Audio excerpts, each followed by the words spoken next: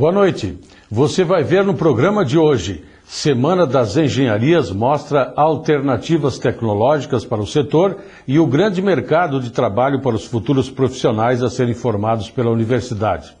Evento reuniu mais de 600 acadêmicos dos cursos de Engenharia Mecânica, Civil e Elétrica. Como atração cultural, a semana contou com a presença do grupo erechinense Chiquito e Bordoneio. Confira em instantes.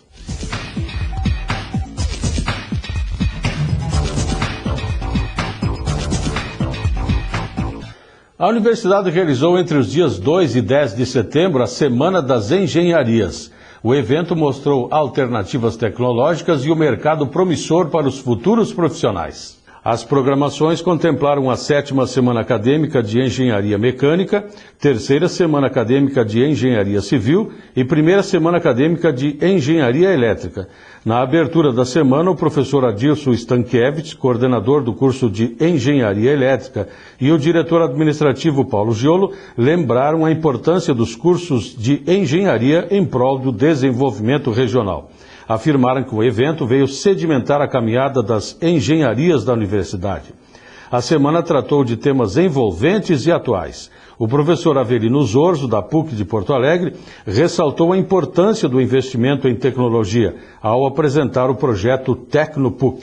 O TecnoPUC é um ambiente que foi criado pela PUC há cerca de 10 anos atrás para aumentar a interação universidade-empresa com o apoio de governo.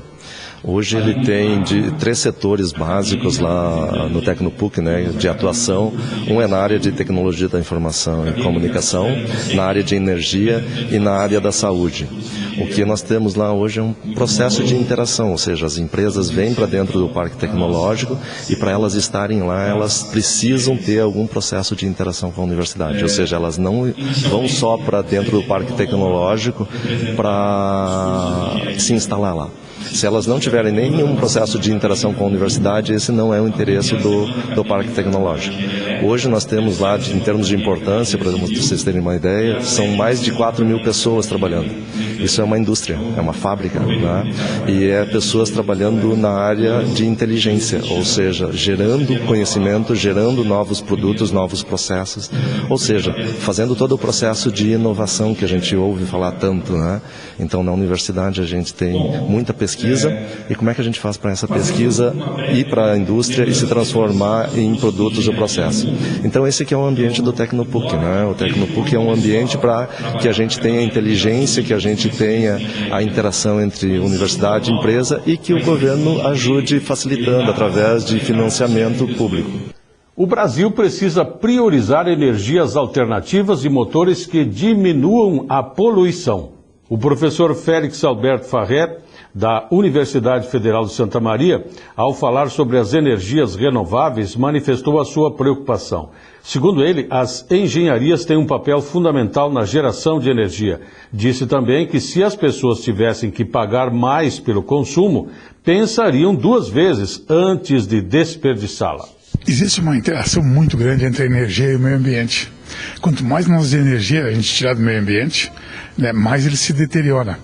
Então a ideia é preparar toda a juventude, principalmente os que estão na graduação e pós-graduação, de saber apreciar o meio ambiente, com relação às mudanças que ele pode sofrer na geração de energia. A engenharia elétrica, mecânica e civil, principalmente, tem muito a ver com a geração de energia.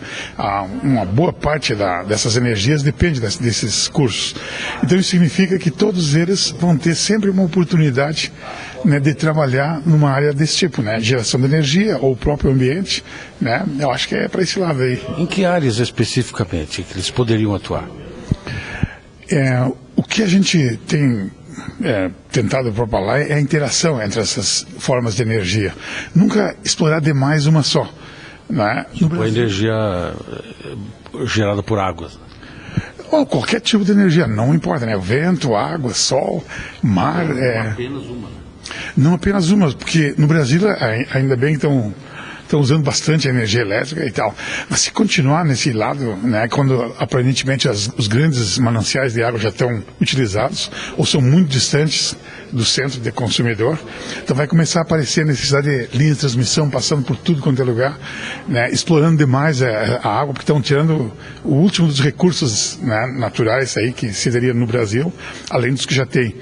Então, por que não enxergar o vento, por exemplo, né, o sol, tanto na parte de aquecimento de água quanto de fotovoltaica, né, e outras formas de energia para não concentrar demais. Então, essa diversificação vai permitir chance para todo mundo, né, não importa a profissão. Professor, dizem que estas outras energias alternativas custam muito, mas sem a utilização e sem o investimento, elas vão continuar custando caro. O que precisa é diversificar justamente essa geração. É bem oportuna a tua pergunta. Pode ver que o que aconteceu agora nos últimos tempos, que reduziram o imposto para as indústrias, reduziram também para o consumidor final. Isso eu acho que é uma péssima ideia. Para a indústria está certo, acho que deve diminuir mesmo, mas para o consumidor normal, o geral, o que vai acontecer? É muito mais fácil eu pegar um chuveiro elétrico e plugar na tomada do que usar o sol, por exemplo, para aquecer a água. É muito despreocupante deixar a luz acesa a noite inteira para ver se não tem ninguém que vai se aproximar da casa e tal, né? Ou seja, consumo de energia desvarado porque é barato, basta botar na tomada e está funcionando. Agora, se tivesse que usar um painel fotovoltaico ou a outra forma qualquer de energia, é mais complicado e tudo, a pessoa ia pensar duas vezes antes de consumir tanto assim energia, né? Então, por isso que a ideia de, vamos dizer assim, aumentar o preço, acho que deveriam aumentar, ao invés de reduzir o custo para o consumidor comum, para ele pensar